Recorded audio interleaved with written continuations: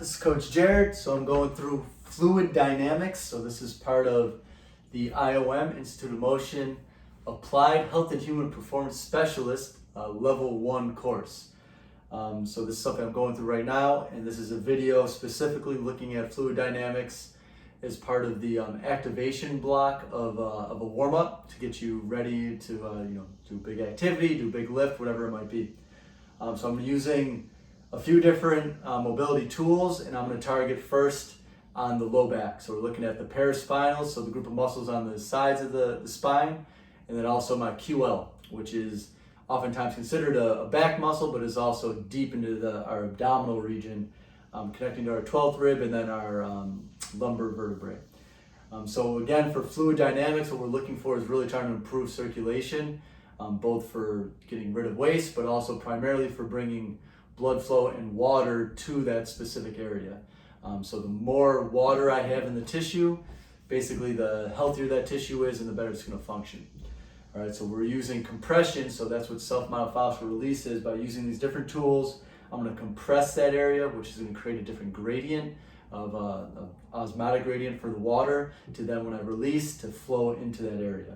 All right, so again, focusing here on the low back area. So what I want to do is think about going from the middle of my spine. I'm going to focus on my right side because that's where I have the most tension.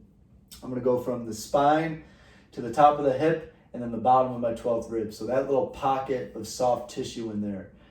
So I think it's good to get into the top of the hip and work in that a little bit. But we don't really want to get into the ribs too much, especially that 12th rib because it's floating, and don't want to cause any undue stress to that. And then obviously we don't want to be rolling directly on the spine either. All right, so starting with the foam roller, so I have a rumble roller. I think just doing a smooth foam roller creates enough compression. This is just what I have. So I'm going to line up on the end of the foam roller right on the inside, so to the right of my spine, so it's not on the spine. And then I'm going to start right at the top of my hip. All right, so again, I'm just creating compression here. And in this position, I want to again think about a 4Q model. So if you're not familiar with 4Q, basically we're talking about multi-dimensional, and right now really this is considered unloaded, so I'm using my body weight. But I want to hit different directions and planes because again, that line of stress that I have in this area is going to be involved in different areas, and I want to find out where that is as precisely as possible. And so I'm going to do that by manipulating my lower limb, my spine through flexion and lateral flexion, and then also my upper limb. Right now I'm going to use the upper limb for stabilization just because the foam roller is a little bigger, but I'm going to manipulate my lower limb and then use my breathing to really push into that area.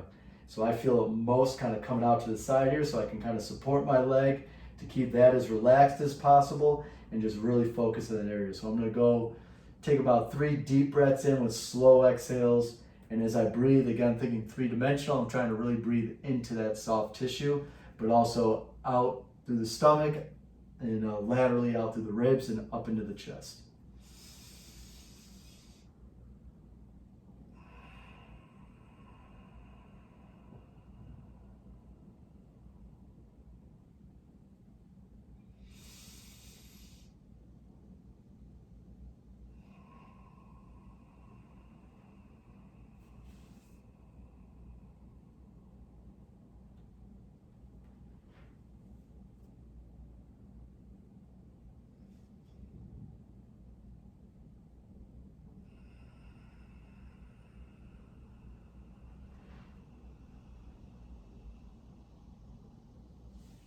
And I'm just going to add a little more range of motion to get that tissue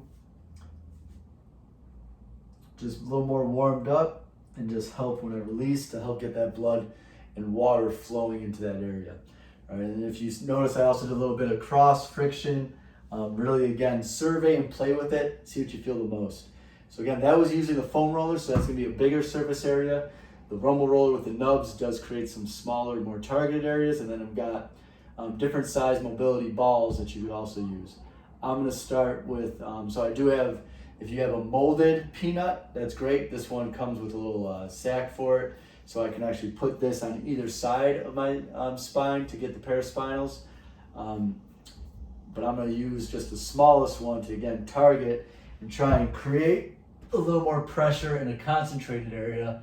And now, because I can rest my upper body on to the ball, I can manipulate both the lower limb, but now I can also manipulate my upper limb.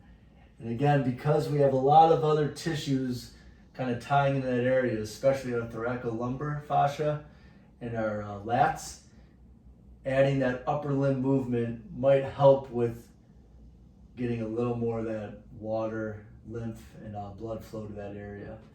All right, so I'm gonna do the same thing. I'm just gonna survey.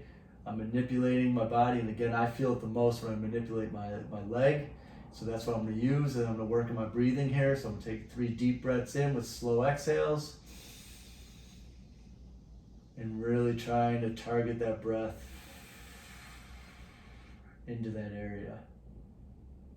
All right, yeah, again, I feel the most when I kind of let that thigh drop and AB duct a little bit with that flexed hip. All right. So again, that is fluid dynamics, self-myofascial release. This is for part of the activation block to prep you for movement.